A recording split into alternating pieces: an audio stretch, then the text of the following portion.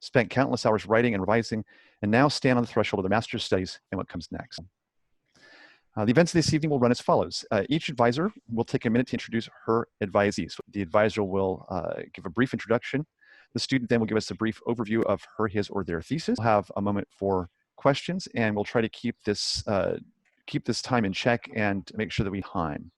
So without further ado, I'd like to go ahead and Tashima Thomas to introduce her advisee, Amelia Bethke. Hello, everyone. Good to see everybody. The title of Mia's thesis is Irrigation Veins, and she is originally from Milwaukee, Wisconsin. She has a master's in art history and library science. After she graduated from Lawrence Studio Art and Gender Studies, she looks at history through exploring different media, making that history more widely accessible.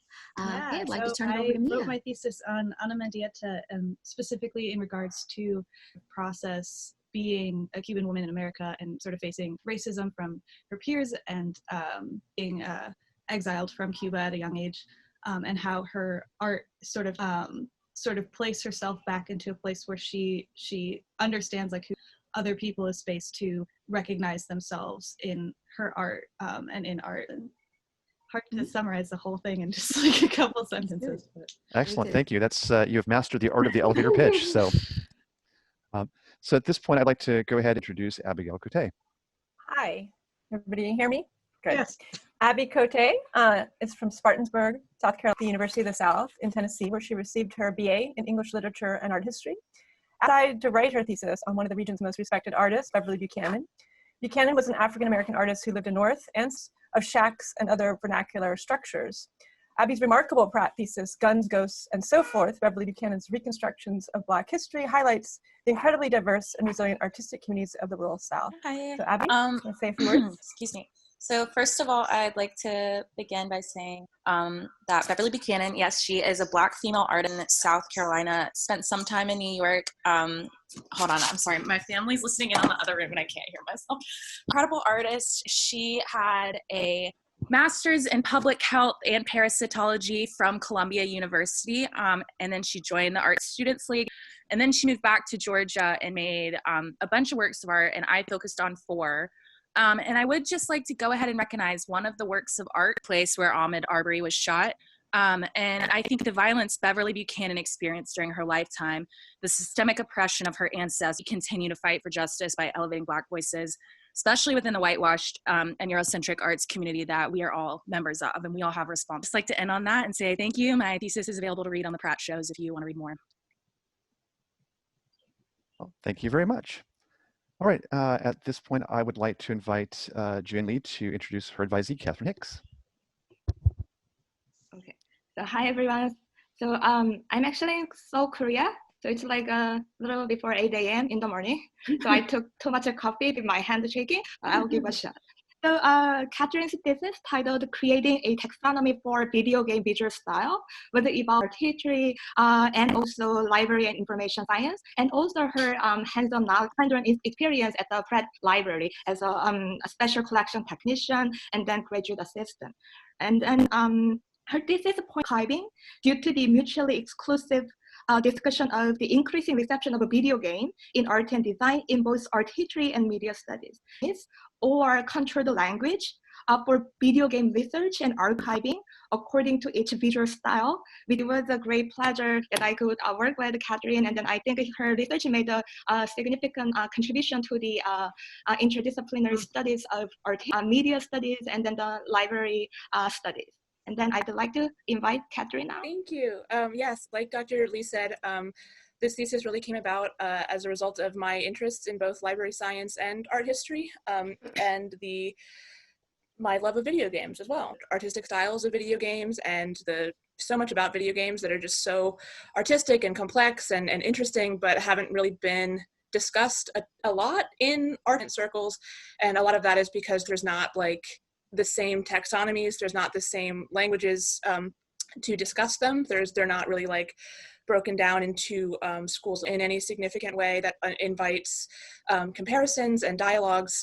So I really wanted to focus on looking at what makes a video game look the way that it looks, innovate different technologies and different animation styles, and just try to group them together, try to investigate the language that is currently being used for them, and see how that language in serious and complex art historical discussions. All right, excellent. Thank you so much.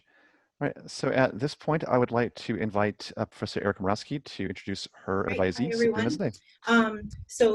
Cyprian is from Paris, France, and he received his undergraduate degree at the University of Colorado in Boulder, and he moved to New York for this master's program 2 years ago.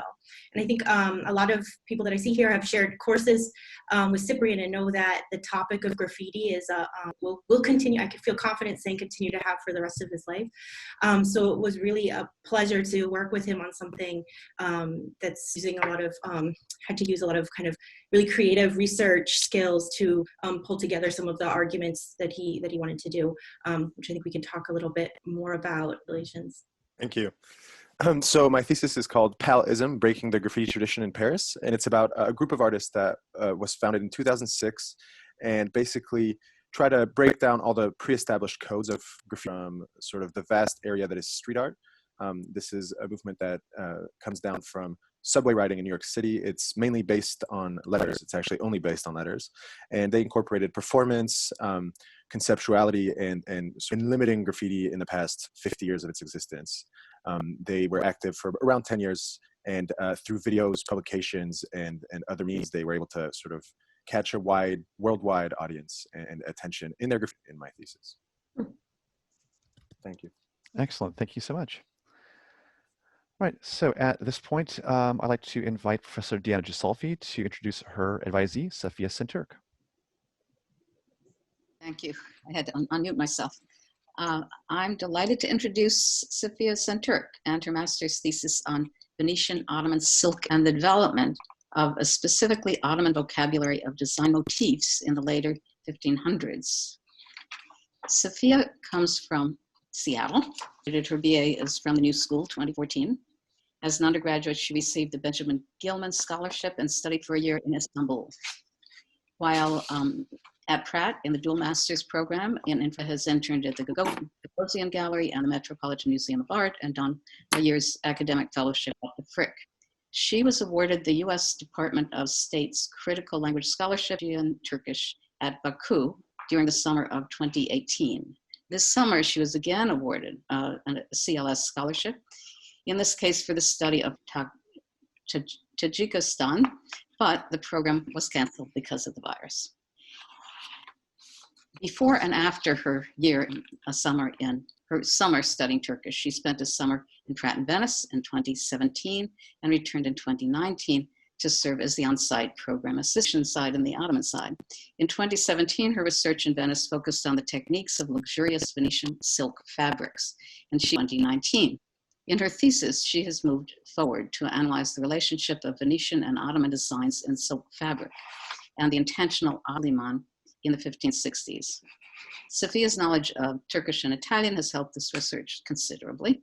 A child of parents who dealt in clothing and carpets, Safia's interest in woven fabrics is natural, and her understanding of the workings of looms underpins her interest and her research.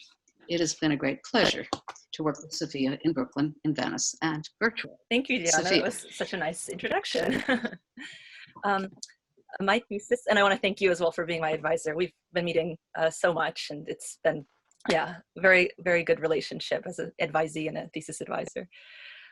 My thesis examines exchange of silk textile between the Republic of Venice and the Ottoman Empire from 1453 to 1571. I look at how, in response to this trade relationship, the Ottomans established their own indigenous decorative vocabulary. I discuss regulatory institutions in both Ottoman and Venetian contexts, such as state legislation as well as guilds. I look at diplomatic relationships that Venice struck with the Ottomans after, also called Hilat in Ottoman Turkish, the patronage of Venetian art by Mehmet II and the incorporation of Venetian aesthetic into Ottoman textiles is also highlighted.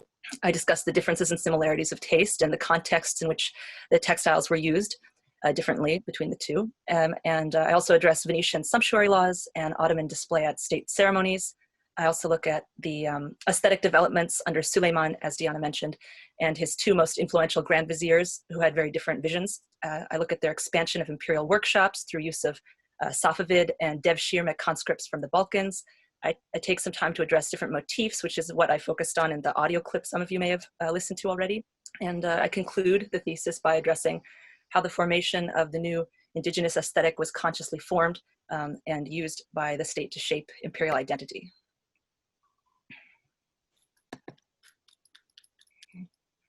Thank you.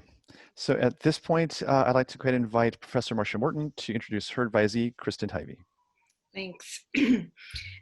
Kristen, who comes from Massachusetts, is the daughter of two scientists, which I think is particularly interesting in view of her thesis topic. She was a dual major at Pratt in information science and art and design history. And she has worked for 7 years as an archivist, including during her years at Pratt for the Guggenheim Museum, where she still works. She's the project archives assistant there. And she's also currently interning at the Helen Frankenthaler Foundation as an archives intern. I've known Kristen for, I guess it's now almost like 3 years. And she was a student in my course, Impressionism and Post-Impressionism, and also in Beginnings of Abstraction. And her thesis emerged from her paper on Hilma af Klint that was done for that course. She's tackled a very, very difficult artist, a very dense, opaque artist, but one who certainly is extremely popular. Between Kristen's research paper and her thesis, Hilma af Klint became known to everybody in New York because of her incredible exhibition at the Guggenheim. Kristen successfully really, in her thesis, interweaves so many different threads from theosophy, theology, mysticism, medieval legends adopted by Wagner, and scientific theories of ether and atoms that were popular at the time, to overall construct a kind of a narrative of utopian transcendence and resurrection. I would like to say finally that she's really should be commended for her deep dive into primary sources.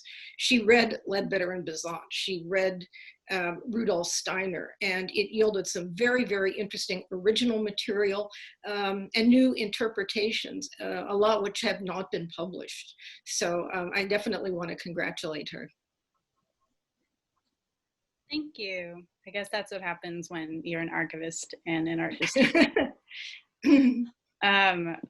But yeah, my thesis is called Symbol and Science in Hilma af Klint's Swan series. And it's exactly that. Essentially, I have the book here, but this is the first painting, and it's a series of 24 paintings, and they eventually morph into this. And I saw these for the first time at the New Museum in 2016. Actually, I saw them for the first time on Tumblr in like 2014, and then I saw them in person in 2016. And they just blew me away. And so when I took Professor Morton's class, I knew I wanted to write about her, and I knew I wanted to write about Swan series. And I expanded it and really went into looking at what type of information Hilma af Klint was synthesizing, where she was getting her imagery from, and what she was trying to communicate, because that was actually a question that she herself asked, because she practiced as a spiritual medium, especially in the first half of her best known work, which is Paintings for the Temple, which most of you probably saw at the Guggenheim. So my thesis is split into two parts. The first part is the symbol part, the second part is the science. So for exploring the swan as symbol, I ended up splitting it into 4 sections, one of which is her own definitions. So she actually created her own glossary of terms. She was, as you probably understood by this point in me speaking, was a researcher herself. So she made her own glossary and she'll have like 10 definitions of like the same term, but they're all different definitions just presented without a comment. It's incredible. So I examined how the swan came into play in that, and then current scholarship. And then I spoke about Lohengrin and Parseval. There was a resurgence of interest in medieval themes, and Wagner really was part of that wave in his operas, and Steiner jumped on the train as well. And all together, there was this interest in these legends, which I don't think is a coincidence, and I sort of argue this in my paper. And then lastly, I talked about the place of the swan in art movements of Afklint's time, specifically Swedish art movements, like National Romanticism is the main one at that point.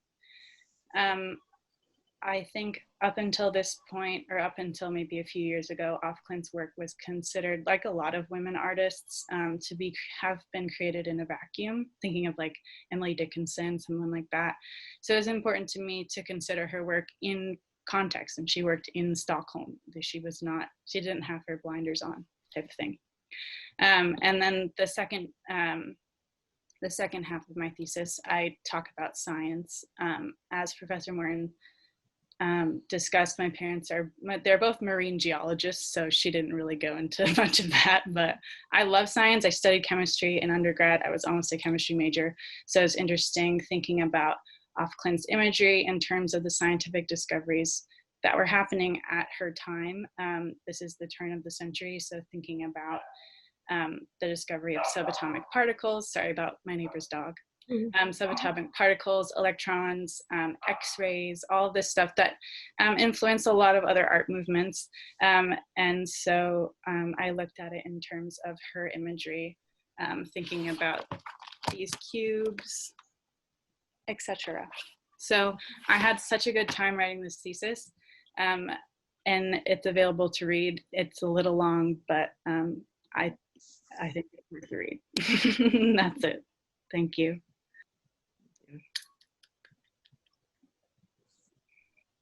Well, thank you very much to everybody for advisors and students. At this point, I'd like to go ahead and open the floor for questions. So the way it'll work is if somebody raises their hand to ask a question, I will acknowledge you and the floor will be yours while you ask the question.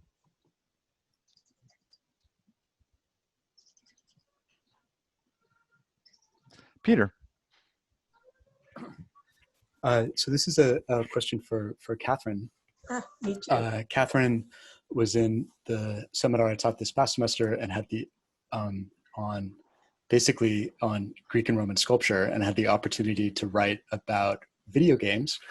But I was wondering if, in the context of your taxonomizing of video game types, if you noticed or found any types of overlap with animated film or animated features, and to what extent those interplay, these different media. Yeah, for sure. There's a lot of overlap between animation and video games. In the 80s and 90s, kind of the early days of video games, there wasn't really a distinction between animators and video game animators. They were the same people.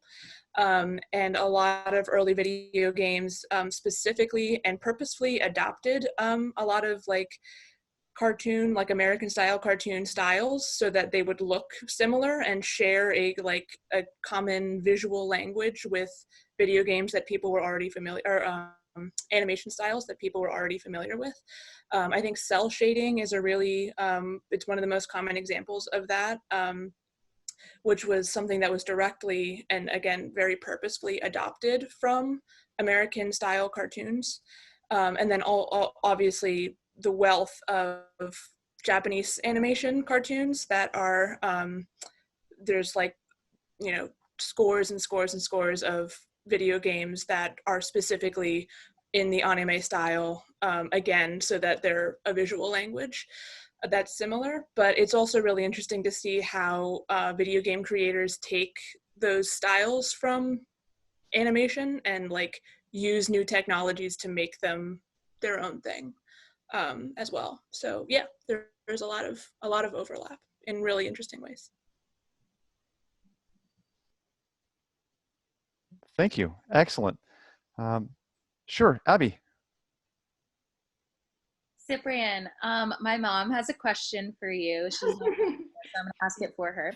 She wants to know if during your studies, if you ever came into contact with graffiti in Montreal, if you ever studied any of that. So I was lucky enough to do my first year of undergrad at Concordia University in Montreal. So for that whole year, I was able to study the local movement. I don't know as much as I wish I did about the history, but I can give you sort of a sense that it's the New York of Eastern Canada. It's got a very active and bustling graffiti scene. It has influences that have come back. So graffiti being a North American movement and being imported in the mid 80s to Europe and to the rest of the world through media, it weirdly enough has had sort of styles that have developed abroad come back to North America. But yeah, no, Montreal has it's a very similar scene to New York City. It's rather classical, not many outliers who try to break style boundaries or sort of get out of the mold, but it's active. Great, thanks. So next question. I'd like to ask a question. I raised my hand, but I don't know if it got across. I didn't see it, but please go ahead. Yeah, I have a question for Catherine as well. And the first thing I wanted to compliment you and say I can't wait to look at your bibliography. It just sounds fascinating. I did want to ask everybody, not everyone, but quite a few people are now scholars of writing, even in 19th century art as well as in 20th, about comics. And I wondered if you delve into or make these connections, not just animation, but the idea if the video comics are in any way also politicized as they are in the West. And I want to compliment Professor Lee before I go any further, because I think that's a great combination, the two of you working together. So A, I'm looking forward to your bibliography, and B, I want to ask you about comics in terms of the social, political ambiance. Sure. Thank you for your question. Yeah, I like animation. Comics were a big influence for early video games in terms of creating a visual language that is similar. So I didn't delve into comics as much as in animation because a lot of the styles are kind of similar, and it's just animation is a kind of bigger influence with video games just because of the fact of animation. But in terms of a sort of politicized version of I think where that came from, incidentally, speaking of Cyprian, is from graffiti and from street art. There are a lot of video games that are directly influenced by street art, specifically because of the politicized nature of street art and graffiti specifically.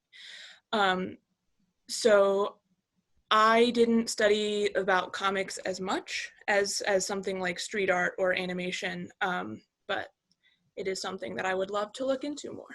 Right. I'll read your thesis. Thank you. Excellent. Thank you very much. Next questions. So if you can pop your hand up so I can see, that'll be helpful. Sure, Ava.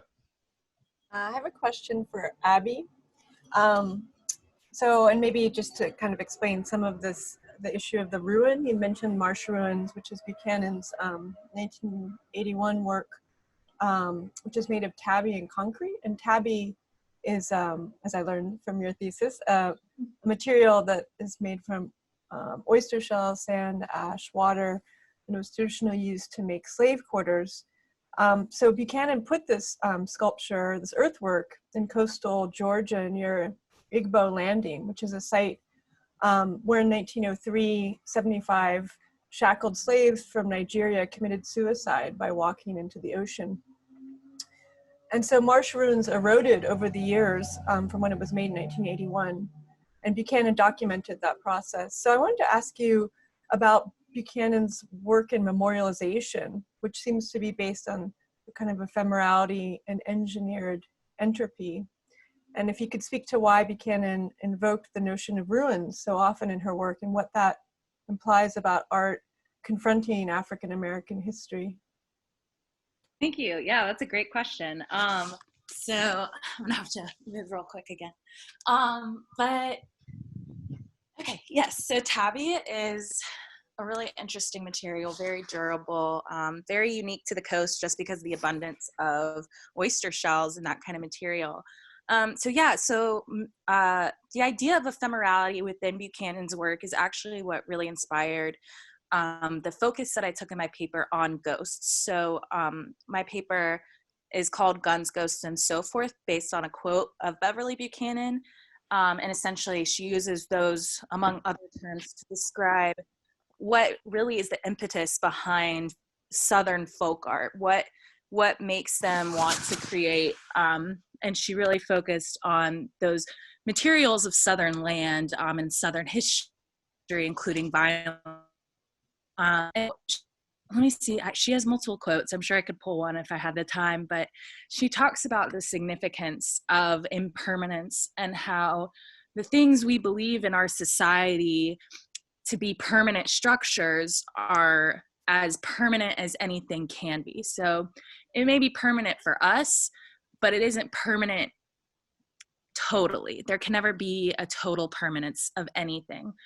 And so I kind of use that to tie into the concept of Black history in the South and how these stories of Black citizens, Black individuals in the South have just been erased and eroded and forgotten over time, and how Buchanan's works of art are really put in charged sites that force viewers to contemplate the individual stories of people, especially Black citizens of the South, and to think not just of the general history we've been given by institutions, but the individualized histories of each citizen of, in my case, rural Southern communities.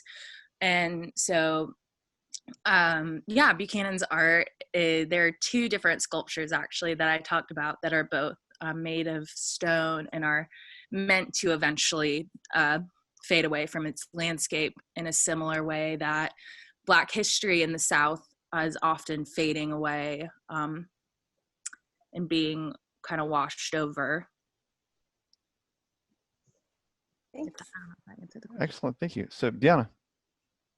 Yeah, I'd like to ask Sophia to elaborate a little bit on these specific design elements that were part of the Ottoman fabrics that were made in the 1560s, mid 1500s.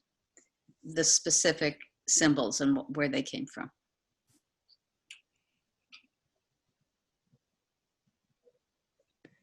Okay, sorry, I was muted there for a second.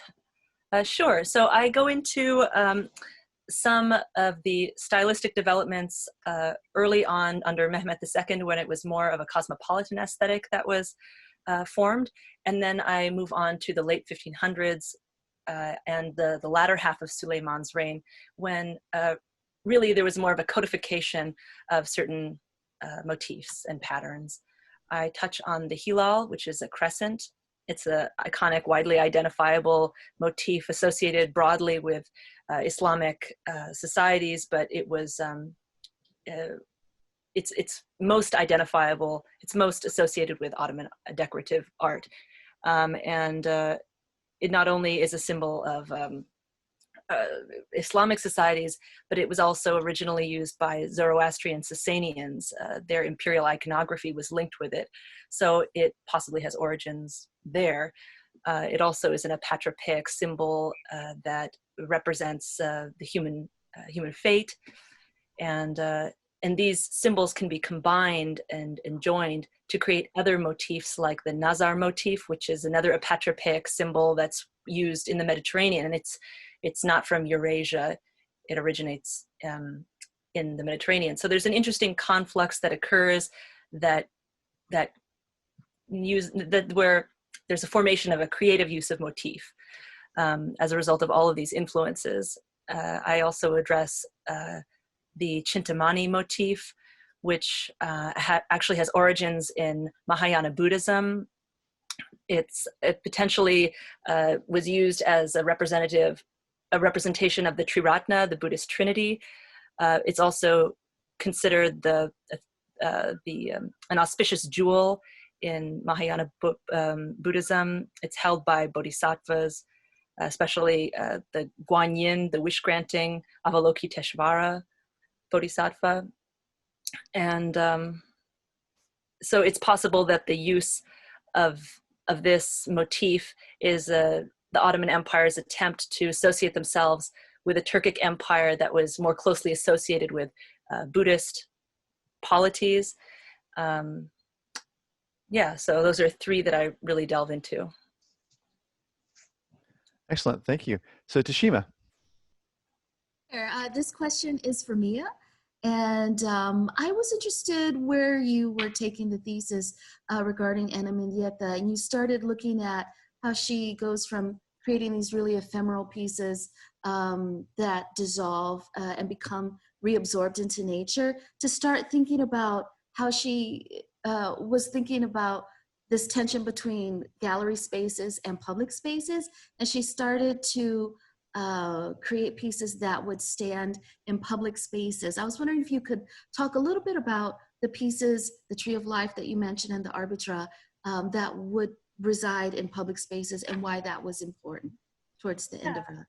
So Ana Mendieta made a lot of, like, most of her career was very ephemeral pieces. The only evidence of the pieces that exist today are just the videos and photographs that she took while she was working. They were in really remote areas, not really accessible to the average person. You weren't likely going to stumble upon a Mendieta silhouette or rupestриan piece at all. But towards the end of her life, and she had had some projects planned before her untimely death to do more public work, public parks pieces. She did a couple of them, like the Tree of Life. It's like a vine and a bush sort of growing around in a Venus shape around a tree.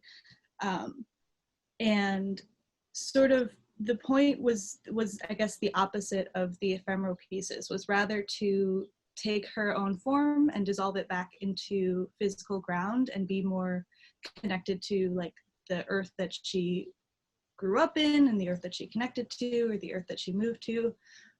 It was meant to keep growing, and it was meant to grow over time. And when she was doing these public works, she was making sure that they were in parks that had larger communities of color, and particularly Latinx communities and Black communities, so that sort of combating this idea that the gallery space that she had been, because she was working in the 70s and 80s, was very white, and it was not super accepting or eager to accept artists of color into their space.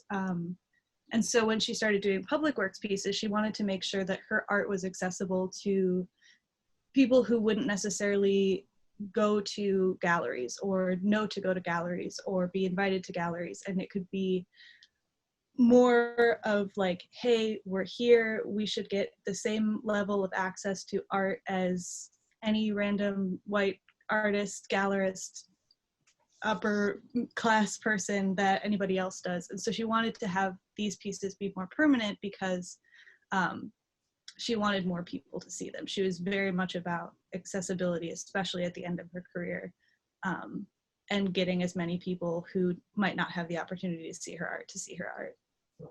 Excellent, thank you. Thank you. Wonderful, thanks. Anka and then Marcia. One very quick question for Mia, and Mia, forgive me if you already mentioned this and I have not heard. Were you able to access Ana Mendieta's archives, or are they still as close to the public as they used to be a few years ago? Yeah, I sent out a couple emails and didn't really get many responses.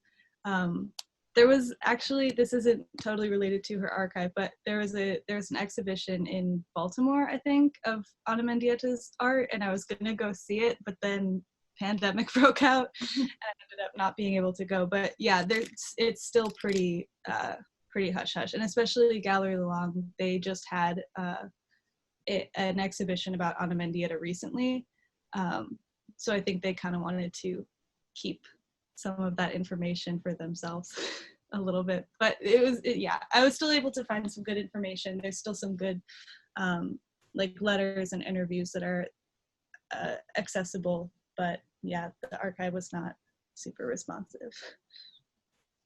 I don't know. Thank you so much. So, Marcia. Yes, I had a question for Kristen, well, sort of story and a question.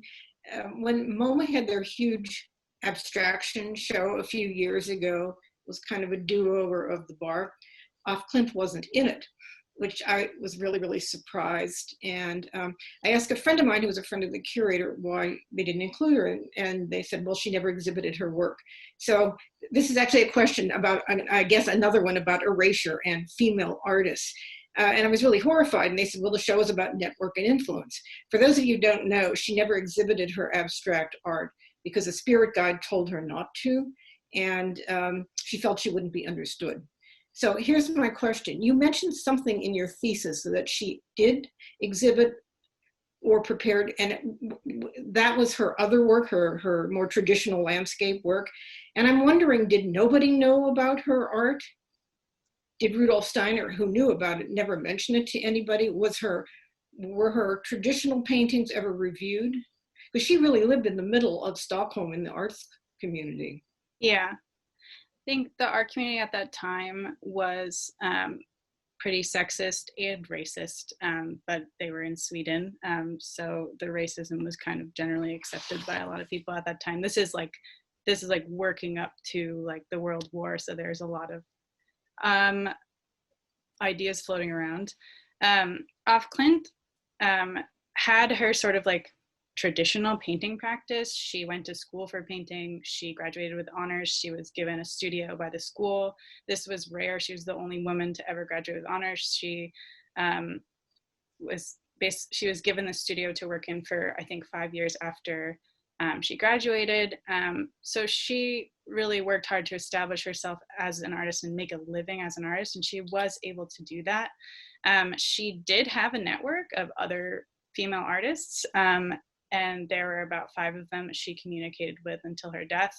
One of them actually built her own studio on an island. She had a network, it just wasn't part of the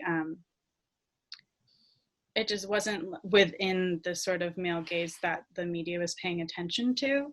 When it comes to her exhibiting her art and exhibiting her like spiritual medium practice, she did try to exhibit this. She made, I don't know, there's a publication called Notes and Methods. She basically she painted replications of all of her artworks. She basically made a visual archive. She took black and white photos and then did a color reproduction of all 193 works in paintings for the temple, and she brought it around, and it was sort of like a mini showcase to sort of try to convince people to show it. She really wanted Rudolf Steiner to help her interpret it and help her show it in the right places, because she was really into trying to get across a spiritual message. And it's still unclear whether or not she actually did exhibit some of her work. There's sort of this rumor that I wasn't able to follow up on about her exhibiting some of her work in an exhibition in London. We know that she traveled, she did all this stuff. It was basically, when she died, she gave all of her works to her nephew, and she said that she didn't want them to be shown for 20 years. This is probably because she was so beaten down by the entire industry that she was like, okay, then they don't get to see it. This secured her work so that it lived through the World War and was not confiscated. It also made sure that her family owns all of her work. So it's sort of anti-establishment in that her family owns all of her work still to this day. But it did mean that she then wasn't exhibited until like the 80s. There's one last thing that I want to mention on the topic of that, because it's way more complex than any curator at MoMA would make it out to be, is that a lot of, when her works were actually, after her death, offered to several museums, they were declined. This is in like the 70s, 80s. And the museums declined her work because they thought that it was a spiritual practice and not an artistic practice. And I think this choice of defining what is and what is not art, what gets to be in a museum and what doesn't, sort of connects a lot basically all of our theses, which I was thinking about when everybody was presenting.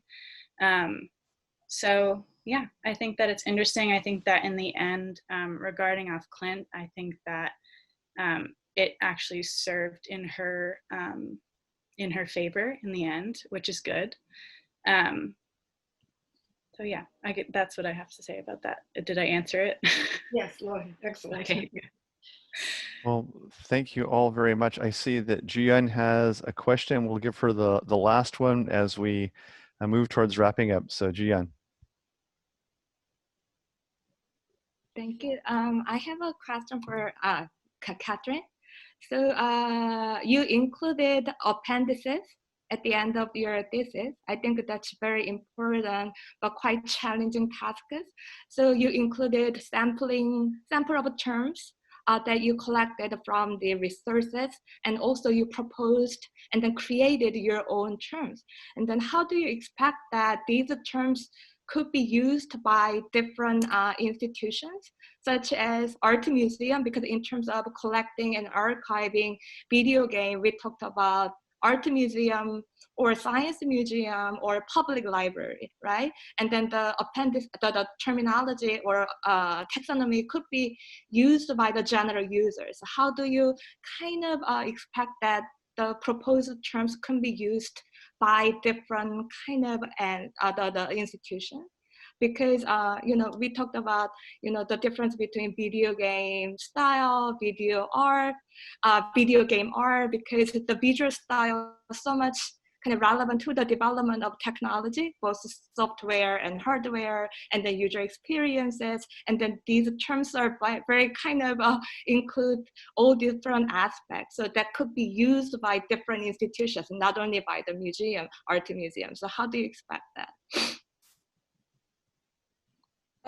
Thank you. Yeah, I would love for any of my terms to be useful. That was kind of the whole point of everything, was creating taxonomies that are not only accurate but also useful. I dedicated a lot of time in the thesis to talking about what makes a taxonomy useful. It's hard to get people to use terms because a lot of libraries have a policy that they will only, and museums, they will only use controlled terms that are approved by internationally recognized institutions like the Library of Congress, like the Getty. Anyone who has studied library science for any amount of time knows it is impossible to get the Library of Congress to change their terms. They have incredibly racist, homophobic terms, very outdated terms that they just don't change because it takes forever to change anything. The Getty is somewhat better about accepting new terms for new media and updating their terms. My second reader is a library science professor, and when I reached out to her when I had finished, she asked if I was going to submit to the Getty. So I don't know if I would submit it, the taxonomy I created, like as it exists currently. I would probably want to add a bit more to it and polish up my definitions a little bit more. But submitting terms to the Getty is a thing that is doable and that people do. And a lot of museums, a lot of archives use Getty terms. So that is a thing. But also there's plenty of libraries that just use internal taxonomies. So they're not like controlled by huge corporations, I don't know, institutions. So that is a thing. If I keep trying to convince Pratt to get a video game collection. And then that would be a thing that, yes, this is secretly my agenda all along, was to convince everyone to make Pratt get a video game collection. So yeah, that would be sort of like an internal thing. But if, in terms of like getting lots of people to use it, that would require doing a bit more research and then ultimately submitting it to a place like the Getty. Well, excellent. At this point, we have reached the time we've allotted for our celebration. So I'd like to just close briefly by saying thank you, everyone, for coming here, for spending this time together. I know how zoomed out we have all become, and the fact that you have chosen to spend time with this community is important and is much appreciated. For the students who are getting ready to go their own ways and leave us while you are not one of our students, but now are becoming our alumni, please know that you are always a member of the HAD family. We want to hear from you. We want to know where you go in the world. We want to know what differences you make. We're all incredibly proud of you, your stick-to-itiveness, your courage and grace in the face of what have been indeed very challenging times. And we have the greatest confidence that you will go out, make a difference in the world, become those thinkers, those leaders who will guide us forward and hopefully make the world a better, just, more equitable place. So my congratulations to you all. Thank you very much for everything you've done. And I just want to say, bravo. Ravi.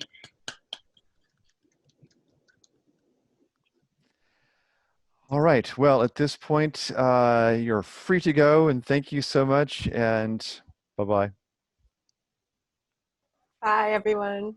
Congratulations. Thank Bye. you. Bye, everyone. Congratulations. Thank you. Congratulations. Oh, Woody. Bye-bye.